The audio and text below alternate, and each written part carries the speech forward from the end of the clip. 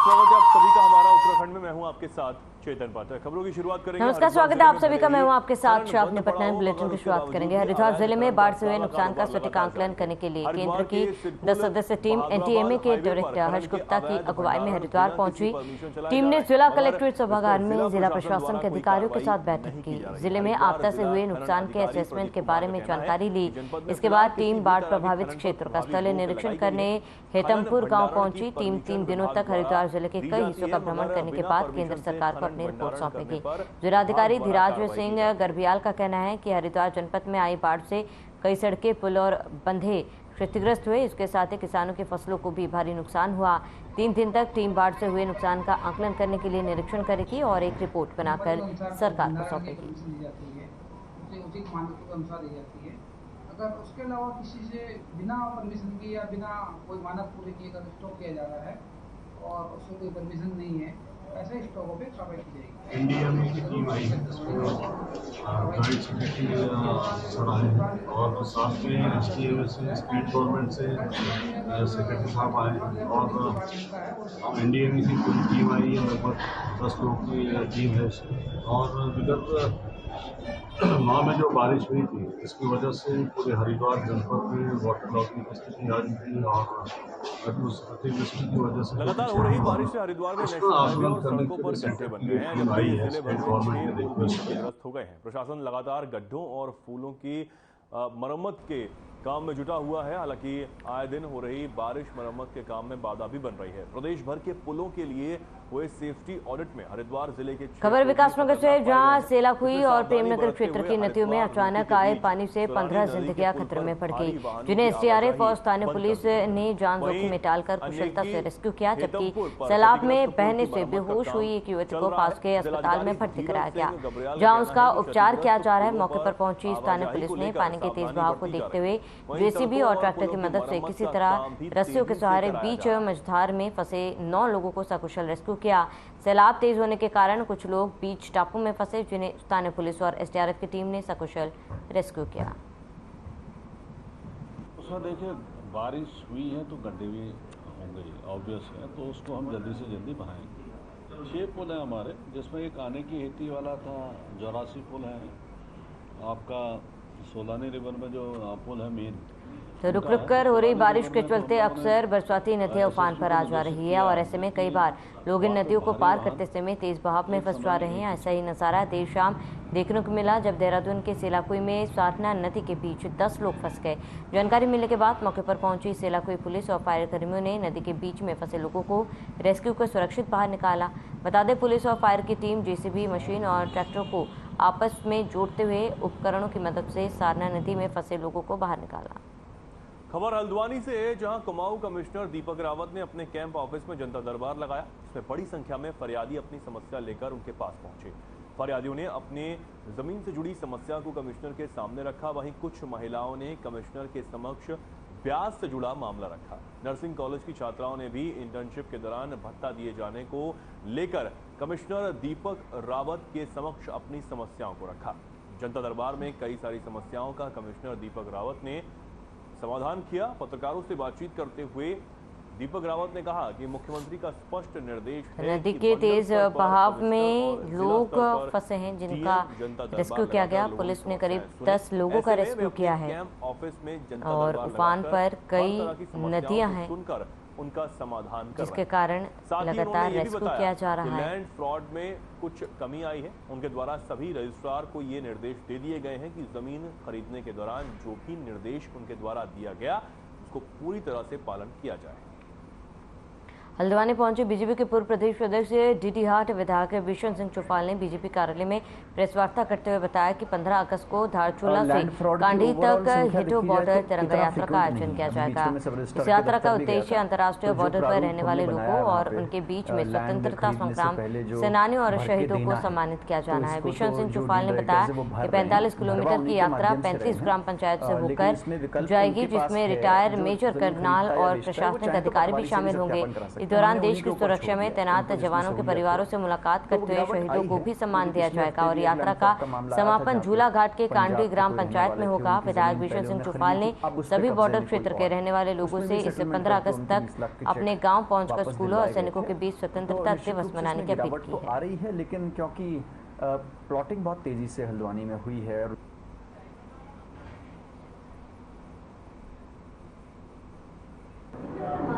एक कार्यक्रम हमने शुरू किया है, हेटो बॉर्डर। लगातार हो रही बारिश से इस कार्यक्रम के तहत धारचूला से झूला घाट तक दी जा रही है कि नालों से और झूला घाट से आगे कानेरी है, जल्दबाजी ना करें, लेकिन वहाँ पर शहीद परिवार है।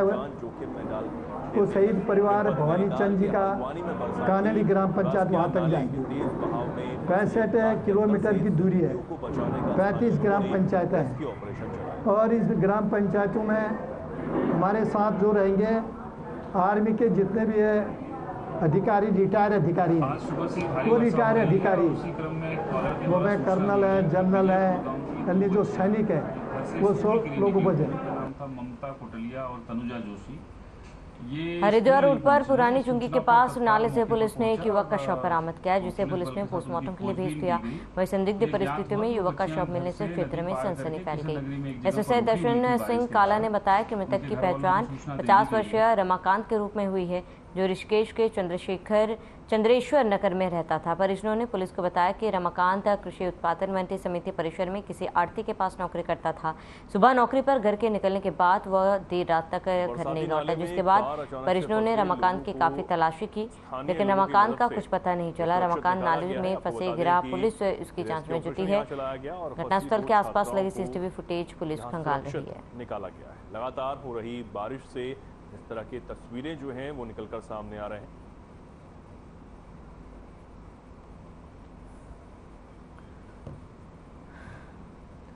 तो पूरे मामले की जांच में पुलिस जुटी हुई है। पुरानी चुंगी के पास नाले से शव मिला और पुलिस पूरे मामले की जांच कर रही है।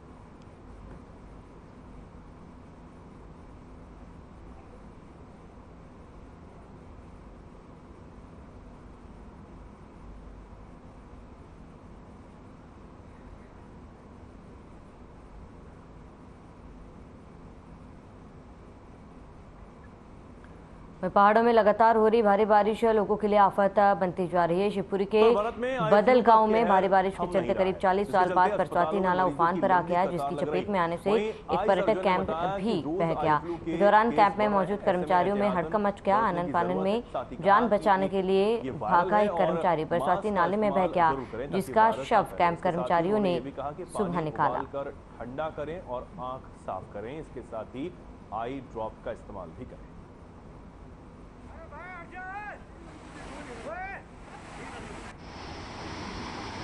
लगातार आई फ्लू के जो केसेस हैं वो बढ़ते हुए नजर आ रहे हैं। एसडीआरएफ ने शव को बरामद किया है। लगातार मरीजों की संख्या बढ़ बरसाती रही है। नाले में कतारें देखने को मिल रही हैं। युवक बहा और युवक की मौत हो गई, जिसका शव एसडीआरएफ ने बरामद दी है और कहा है कि अपने गंदे हाथों का इस्तेमाल से अपने मुंह को न छुएं, साथ ही मास्क का इस्तेमाल करें। रायवाला थाना क्षेत्र अंतर्गत हरिद्वार देहरादून राष्ट्रीय राजमार्ग स्थित छिद्रवाला निवासी एक युवक ने फांसी लगाकर आत्महत्या कर ली। पुलिस ने शव कब्जे में लेकर पोस्टमार्टम के लिए भेज दिया। शिक्षु आईपीएस और रायवाला थाना अध्यक्ष जितेंद्र मेहर ने बताया कि मृतक की पहचान 19 वर्षीय हर्षित राणा के रूप में हुई। परिजनों ने पूछताछ में बताया कि हर्षित नशे का आदी था। बीते रोज हर्षित ने नशे की हालत में घर की छत से कूदकर जान देने की कोशिश की थी, इसलिए परिजनों ने हर्षित को पकड़कर कमरे में बंद कर दिया, लेकिन हर्षित ने कमरे में पंखे से लटक कर फांसी लगा ली। परिजनों ने किसी तरह हर्षित को बेहोशी की हालत में नीचे उतारा, जिसके बाद परिजन हर्षित को 108 आपातकालीन एम्बुलेंस से सरकारी अस्पताल ले गए, जहां डॉक्टरों ने जांच के बाद हर्षित को मृत घोषित कर दिया। कभी क्योंकि जिस दिन बारिश हुई थोड़ा मरीज कम आ जा रहे हैं, लेकिन आज जो है कितने बेटा 22 64 में से 22 मरीज हमारे कंजक्टिवाइटिस के, इसको हम एपिडेमिक ही कहेंगे।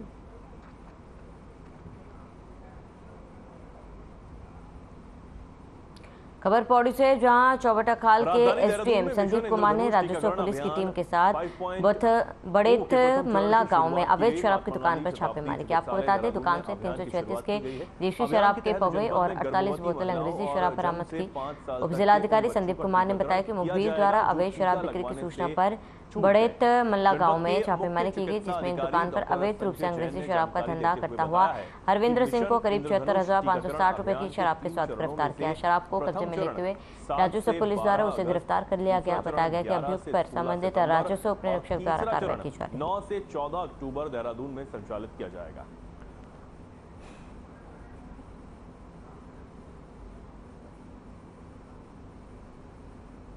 आज सुबह हमें मुखबिर खास की तरफ से एक सूचना प्राप्त हुई, जिसमें मैंने पटवारी के साथ में तथा एमटी के साथ में एक संयुक्त निरीक्षण किया। ये तहसील चौबट्टा खाल का एक बड़ेत गांव पड़ता है। बड़ेत गांव में हमने निरीक्षण किया तो वहां पर हमें 48 बोतल अंग्रेजी शराब तथा 336 जो क्वार्टर हैं अंग्रेजी शराब के बरामद हुए हैं। जो अभियुक्त है उसको गिरफ्तार कर लिया गया है। अभियान में कवर करने जा रहे हैं।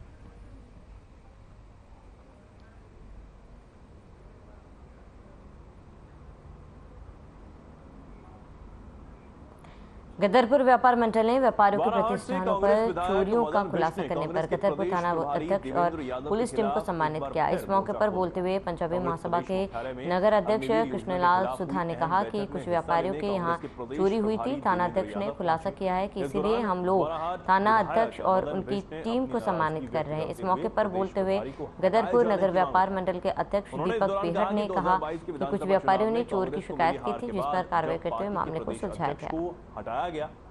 सीएलपी लीडर हटाए गए तो फिर कांग्रेस के प्रदेश प्रभारी को क्यों नहीं हटाया गया?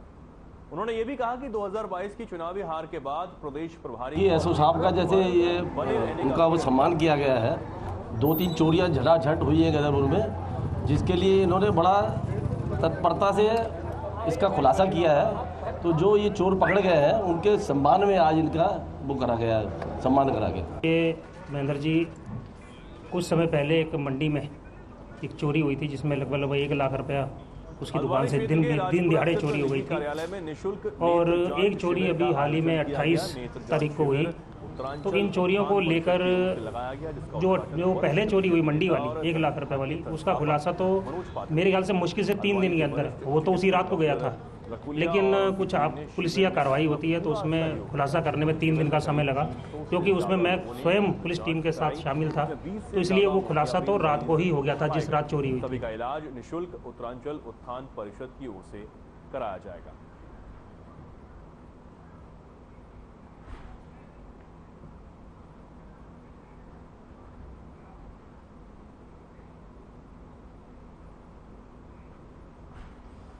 मुझे कहना चाहिए जिन्होंने इतने शिविर लगाए हैं अब तक और इतने लोगों तक इसका लाभ पहुंचाया है कि जिसकी गिनती ही नहीं है। हम चाहे कोटाबाग, गेबुआ, काला ढूंगी या आज राजपुरा शिव मंदिर के पास यहाँ श्री दिनेश रंधावा जी के कार्यालय में आज ये पूरा कैंप लगा है।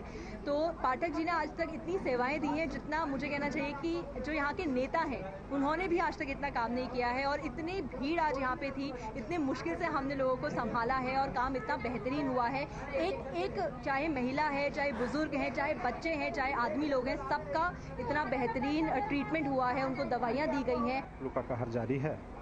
राजपुरा जैसे क्षेत्र में ये आंखों का कैंप। केंद्र से आई 10 सदस्यीय टीम 3 दिनों तक हरिद्वार जिले के कई हिस्सों का भ्रमण करने के बाद केंद्र और राज्य सरकार की संयुक्त टीम सरकार को अपनी रिपोर्ट सौंपेगी। एनडीएमए के डायरेक्टर हर्ष गुप्ता की अगुवाई में पहुंची टीम ने जिला कलेक्टर सभागार में जिला प्रशासन के अधिकारियों के साथ बैठक कर जिला आपदा से हुए नुकसान के असेसमेंट के बारे में जानकारी ली। इसके बाद टीम बाढ़ प्रभावित क्षेत्र का स्थलीय निरीक्षण करने हेतमपुर गाँव पहुंची। जिलाधिकारी धीराज सिंह गर्बियाल ने बताया कि हरिद्वार जनपद में आई बाढ़ से कई सड़कें, पुल और तटबंध क्षतिग्रस्त हुए। इसके साथ ही किसानों की फसलों की भी भारी नुकसान हुआ। 3 दिन तक टीम बाढ़ से हुए नुकसान का आंकलन करने के लिए निरीक्षण करेगी और एक रिपोर्ट बनाकर सरकार को सौंपेगी।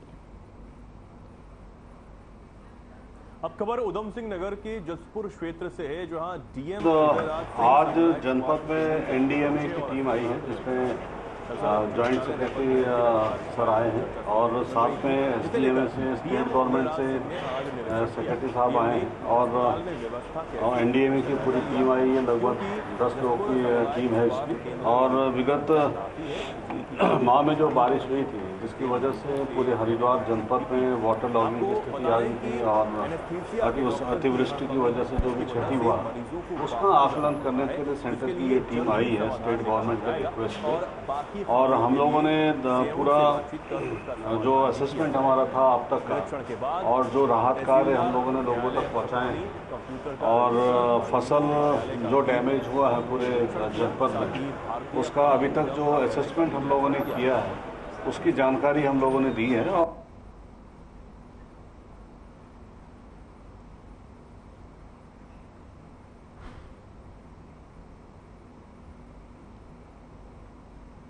खबर हल्द्वानी से है, जहां पटेल चौक के पास नसूल की जमीन पर बनकर खड़ी की गई अवैध इमारत अब ध्वस्त की जाएगी। आपको बता दें कि जिला स्तरीय विकास प्राधिकरण ने अवैध इमारत को ध्वस्त करने का आदेश जारी कर दिए हैं। इस अवैध इमारत की कीमत करोड़ों में बताई जा रही है। इधर सरकारी भ्रष्टाचार और नसूल की भूमि पर बनाई गई अवैध इमारत के भूमाफियाओं के खिलाफ लड़ाई लड़ रहे हल्द्वानी निवासी पूर्व सैनिक के परिवार ने प्रशासन द्वारा दिए गए अवैध इमारत के ध्वस्त करने के आदेश के सूबे के मुख्यमंत्री पुष्कर सिंह धामी और कुमाऊं कमिश्नर दीपक रावत का आभार व्यक्त किया। उन्होंने कहा कि यह सच्चाई की जीत है। उन्होंने कहा कि ये आदेश 1 अगस्त को जिला स्तरीय विकास प्राधिकरण के सचिव पंकज उपाध्याय ने दिया है।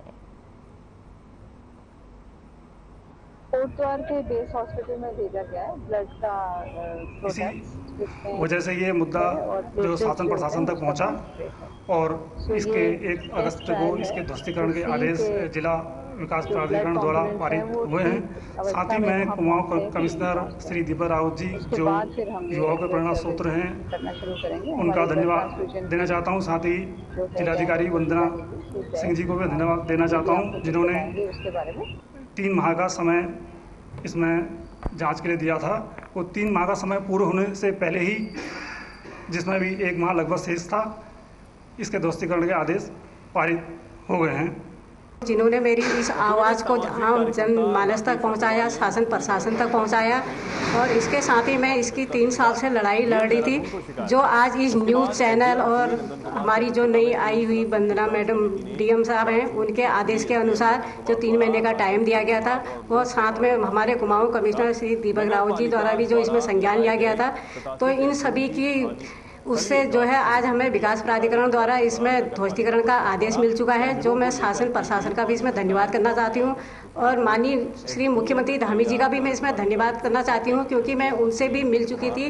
उनके कार्यालय में जाके मैं उन्हें खुद ही इस चीज़ की कागज़ वहाँ पर दे के आई थी और उसमें मैं सूचना के अधिकार भी खुद वहाँ पर लगा के आई थी और जिसमें शायद मुझे लगता है उन्होंने भी संज्ञान लिया होगा। मैं इसलिए उनका बहुत बहुत आभार व्यक्त करना चाहती हूँ। हैं ऐसे में काम पूरा होने के बाद टेंडर लगाए जाना संभव नहीं है। साथ ही आड़त बाजार को शिफ्ट करने के लिए कवायद तेज हो गई। जिलाधिकारी सोनिका ने आड़त बाजार के संबंध में अधिकारियों के साथ बैठक की और इसी बीच उन्होंने MDDA और लोक निर्माण विभाग के अधिकारियों को निर्देश दिए 1 महीने के भीतर DPR तैयार करके कार्य शुरू करें। साथ ही तहसील से सहारनपुर चौक तक सड़क चौड़ीकरण कार्यों के मानक के अनुरूप DPR तैयार करने के भी निर्देश दिए। 87 टोटल टेंडर होने थे और जिसके लिए विज्ञप्ति निकली थी, तो उन्हीं सारे कामों का जांच किया जा रहा है। इसमें पूरी हर काम के संबंध में जो जांच होगी, जो पॉइंट्स आएंगे इसके अनुसार रिपोर्ट बना के जो भी कार्रवाई होनी होगी उसी क्रम में रिपोर्ट उसका। इसके अलावा जो MDDA का कार्य है उनके द्वारा लेआउट तैयार कर लिया गया है, फाइनल स्टेज पे है और जैसे ही वो आता है उसके बाद आगे अल्मोड़ा जिले के विकास खंड सियालदे ग्राम सभा सनड़ बीड़ा में सल्ट विधायक DM ने अधिकारियों के साथ बैठक की है और DM ने अधिकारियों को कई दिशा निर्देश भी दिए। विभाग के अधिकारियों को निर्देश दिए हैं। DM ने बाजार को शिफ्ट करने की कवायद तेज हो चुकी है। बता दें कि DM ने निर्देश दिए। कार्यक्रम में विधायक ने कहा कि देघाट जोरासी मोटर मार्ग को डामरीकरण के लिए प्रयासरत है और अन्य मोटर मार्गों के प्रस्ताव शासन को भेजे गए हैं। पंचायत भवन बनने पर सभी ग्राम वासियों को शुभकामनाएं दी और आभार व्यक्त किया।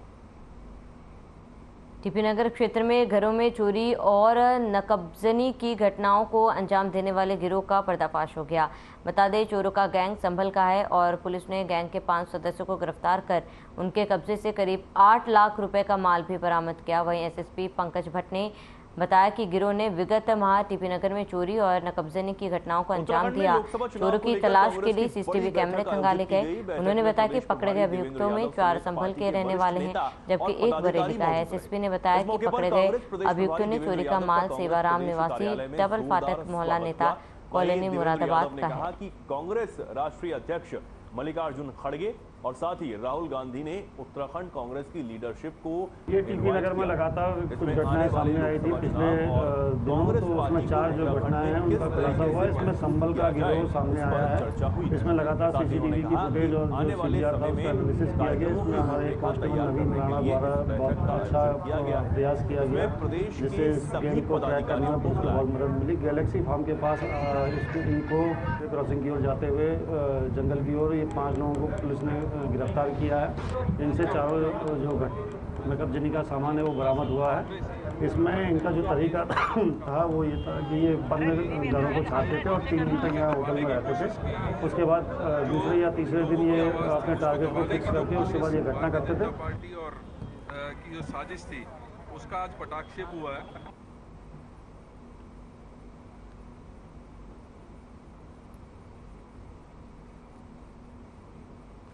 खबर विकासनगर से है, जहां 15 जिंदगियां सैलाब के बीच फंस गई, जिन्हें एनडीआरएफ और स्थानीय पुलिस ने जान जोखिम में डालकर बहुमुश्किल रेस्क्यू किया और 15 लोगों की जान बचाई। जबकि सैलाब में बहने से बेहोश हुई एक युवती को पास के अस्पताल में भर्ती कराया, जहां उसका उपचार किया जा रहा है। दरअसल ये घटनाएं सेलाकुई और प्रेमनगर क्षेत्र की नदियों में अचानक आए पानी के सैलाब के चलते सामने आया। बताया जा रहा है कि सेलाकुई के स्थित फैक्ट्रियों से कम खत्म करके 10 फैक्ट्री कर्मी देर शाम नदी पार करके अपने घरों को ओर जा रहे थे, लेकिन ये लोग नदी के बीच पहुंचे। बरसाती नदी में अचानक जलस्तर बढ़ गया और पानी के तेज सैलाब ने इन फैक्ट्री कर्मियों को अपनी चपेट में लिया, जबकि पानी के तेज बहाव में एक युवती बह गई। गनीमत ये रही कि घटना की सूचना पर मौके पर पहुंची स्थानीय पुलिस ने पानी के तेज बहाव को देखते हुए जेसीबी और ट्रैक्टर की मदद से किसी तरह रस्सियों के सहारे बीच मझधार में फंसे लोगों को बचाया।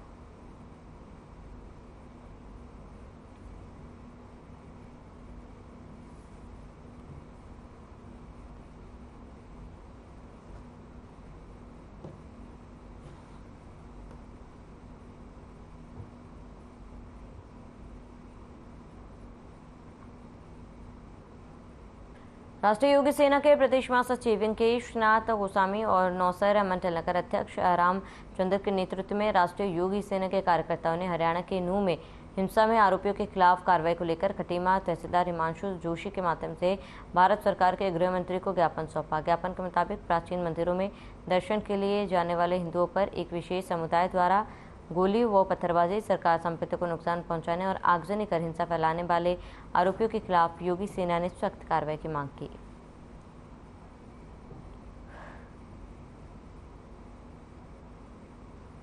ये हमारे जो हरियाणा में और मणिपुर में वगैरह में ये जो हमारे कांवड़ियों के ऊपर हमला हो रहा है, इसी के लिए हमने ज्ञापन दिया है कि ये गलत बात है। वहाँ की सरकार ऐसी ढीली है कि इतना बड़ा हादसा हो गया और हजारों गाड़ियाँ जला दी गई और लोगों को काटा पीटा गया। और वहाँ की पुलिस प्रशासन, वहाँ की सरकार क्या कर रही है कि इतना बड़ा हादसा हो गया और इसे रोका नहीं गया। इससे कड़ी से कड़ी कार्रवाई होनी चाहिए। राष्ट्रीय योगी सेना द्वारा एक ज्ञापन दिया गया है गृह मंत्री महोदय के लिए। इसमें दर्शनार्थियों पर कुछ हमले होने की बातें कही गई हैं, तो जो भी इसमें कार्रवाई है वो गृह मंत्री स्तर से ही होनी है। तो गृह मंत्री महोदय को हमारे द्वारा ये ज्ञापन अग्रसरित कर दिया जाएगा। तो चलिए इसी के साथ इस बुलेटिन में फिलहाल मेरे साथ देते हैं। देश प्रदेश के तमाम बड़ी खबरों के लिए बने रहे हमारे साथ।